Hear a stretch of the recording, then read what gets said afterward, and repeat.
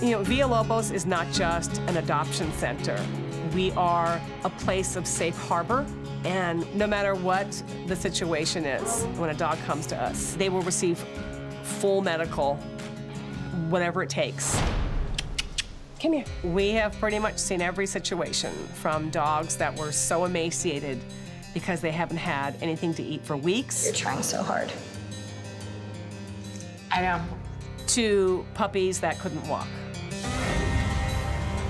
I can smell blood. Keep fighting, little one. He's not feeling good. He's just hurting. No matter what it takes, Villalobos will always step up to help a dog become healthy and happy. So when a little puppy was dropped off at our gate, we knew exactly what we had to do to help her. And she even does a lot of this, too, which is bizarre to me. But I wonder if maybe she has to do that, because if she gets into like this position, how could she really get herself up? Like she's kind of bracing herself, maybe. Yeah. One of our staff had called very early in the morning saying that there was an injured puppy sitting right across from our warehouse and that it wasn't able to walk. What's her diagnosis? So she has a spinal cord injury. Okay. At some point along the mid-back, which is why she's lost disruption. She's essentially paralyzed in the back legs. Okay. She does have what we call deep pain, meaning if I actually like pinch her toes, she knows I'm pinching her toes and she gets agitated. So that is a better prognostic indicator in that the signal hasn't been lost 100%. Okay. But, you know, she has no movement at all. So the chances of her regaining this movement, pretty low. On X-ray, we did see a little instability or sort of malalignment of her spine in one location. With her age, we were hopeful, you know, she's still developing and everything like that, that maybe she could regain some movement, but it's a low chance and obviously a long road to normalcy. The biggest concern is, as with people, animals with sustained spinal cord injuries oftentimes are not able to regain any function at all. So looking at, you know, lifelong paralysis and incontinence with her. Is it possible she was born that way, or is this something that happened to her? It looks like, based on X-ray, it was something that happened to her. It looks like there is an area of her spine that is slightly subluxated or a little bit sort of out of line, which makes me think something traumatic happened. You know, we don't really know how long she was like this before she was brought in. If this had just happened, I would feel one way. If she'd been like this for a month, I'd feel a different way. So you feel like if it just happened, you'd feel a little bit more hopeful that it's gonna get better. That's also just really traumatizing. Like this poor thing was just dumped in the middle of nowhere, doesn't know where she is. There's cars flying over the bridge. And now to know that like, she was in pain on top of it makes it 10 times worse. It's definitely hard to see a dog injured in general, but to see this little puppy be so badly hurt and in pain, and to think that she may not ever be able to walk is really sad, because it feels like she never had a chance and she's so young. You can have her practice putting weight on the muscles and the joints at least, so they don't lose too much tone. Okay. Heidi is our vet tech at Villalobos, and since this puppy is such a serious case, she felt it was best that she live with her. So at this point, you guys are just trying to give her some time by having it live with Heidi, and you're doing all the care. Right, at this point, it's pretty much a wait and see, and Heidi's just supporting her, doing supportive care while we see if she can regain any function. You know, this is not something that would be easy for any of us to take on. It's certainly not easy for Heidi to take on, but she has a really big heart and she has a lot of patience, and she has taken in injured dogs in the past and has done great with them. So I couldn't think of anybody better for the job. I don't know. It's just a wait and see. It's just a wait and see.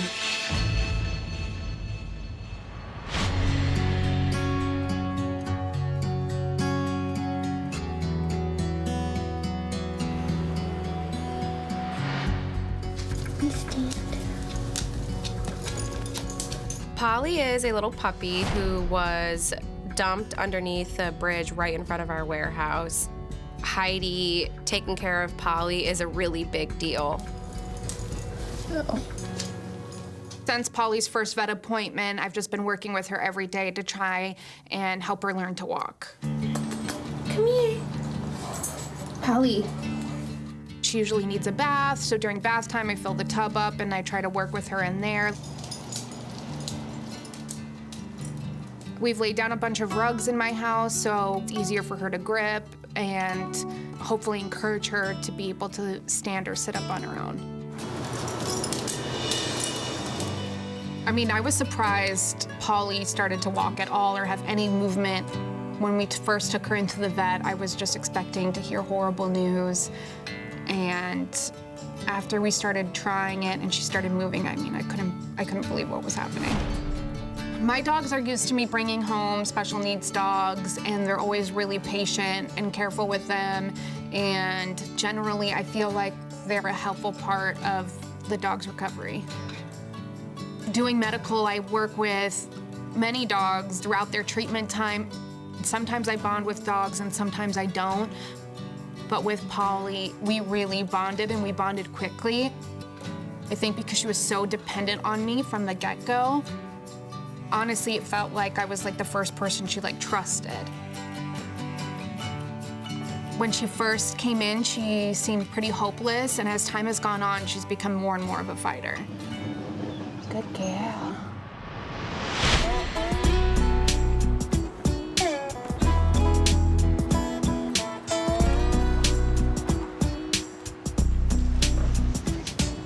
Oh, you don't want to carry it? No, I have to carry those things around all the time, Heidi.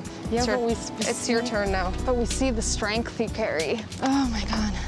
This is why. Now you're gonna have the mom strength. Polly is a dog that was dumped at the rescue and is unable to use her back legs. Do you think she likes it in here?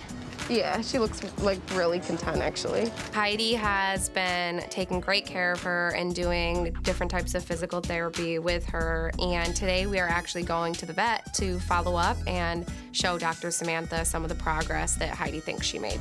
How's she doing? She's doing really good. Okay. Any improvements since I last saw you? So I love the carrier. No, but it's not gonna last long because she's already like Growing. Wow, she's getting stronger. Yeah, so she will actually kind of try and stand. Bear weight? Yeah, and like kind of try and hobble around. She will Kick a little. or- stand a little for a little period of time. That was a good movement right there.